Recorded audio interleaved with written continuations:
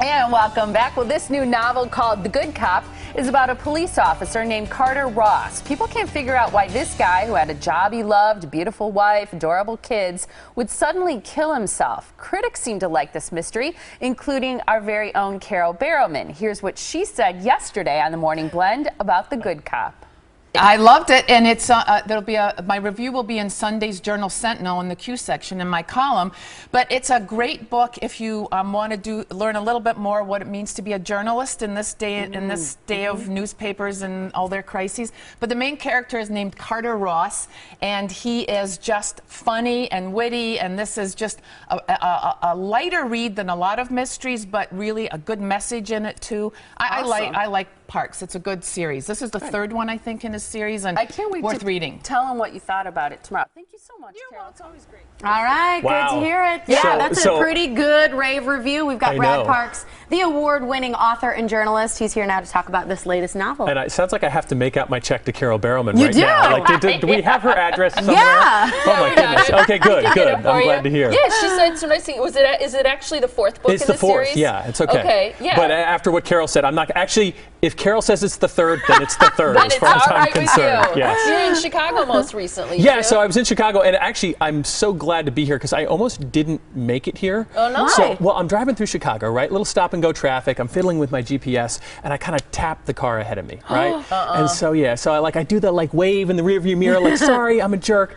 And this woman pulls over, so I pull over. She comes steaming out of her car. She's about yay tall, and she looks like she is going to kill me. And she's like, what the heck is your problem? And I'm like, ma'am, I'm so sorry. Are you okay? Is your car okay? She goes, this is a squad car. And she flashes a badge, right? Oh my gosh, I've rear-ended a police officer.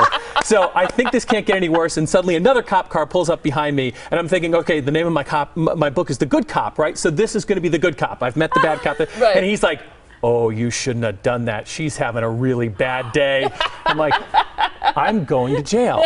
And it's not going to be one of those cushy suburban jails. No. It's going to be like a tough Hardcore. inner city Chicago. Like, I have delicate bone structure, okay? Like, these guys are going to end up, fighting over who gets to keep my spleen as a trophy.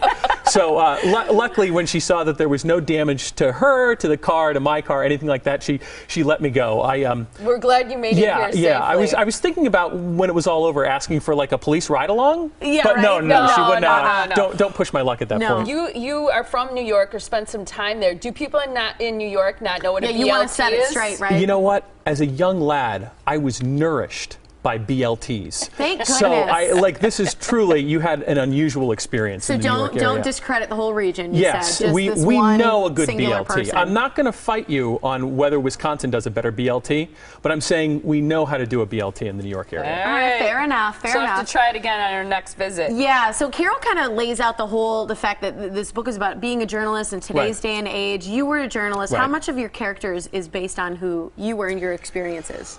Well, let's see. My character is about 6'1", 185 pounds, brown hair, blue eyes, very handsome, of course.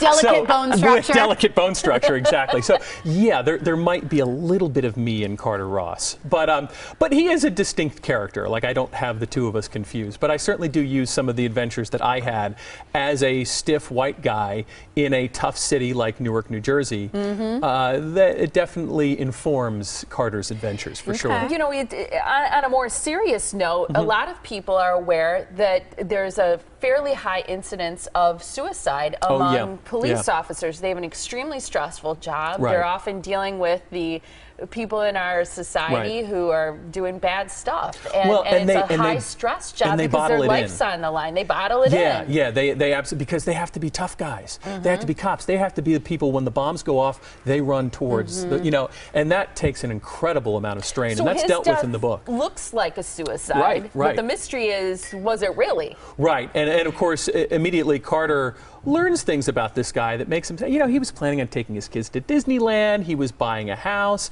It doesn't equate that he would make this terrible decision. And then the wife calls up, the widow, I should say, and says, no, this was not a suicide. But meanwhile, the Newark Police Department is already starting to cover it up. So it is up to Carter and Carter alone to figure out what's happened here. Who do you hope would read this? What age reader is this for? Well, let me see. Anywhere from probably about 12 or 13. We don't have any of the nasty words in the book, so it's okay for young kids.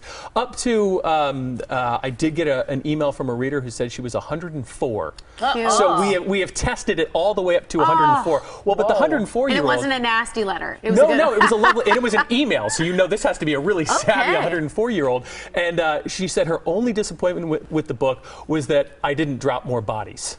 Like she wanted, you can't make that one. is awesome. Destruction. She must have been from Newark. Yeah, or someplace that was tough, or maybe Wisconsin. Who knows? You never know. I never asked. Really quick, because we're running out of time.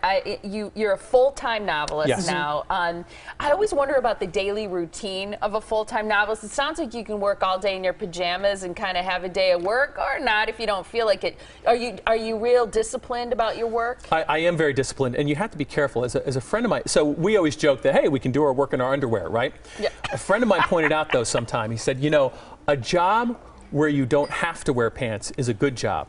A job where you don't get to wear pants is a bad job. Make sure you keep the former. Life advice there for Morning Blend viewers. Yes. I like it people too. can actually get signed copies of your book, which is fantastic. They're available at Mystery One Bookstore, which is located on Prospect. You also have a great website where people can find out more about you, as well as your other books and the other books in this series, and The Good Cop, if they visit you at bradparksbooks.com. We're glad you made it through Chicago to Milwaukee. Barely, by the skin of my teeth. Yeah. Thanks for being here, Brad. Thanks for having me.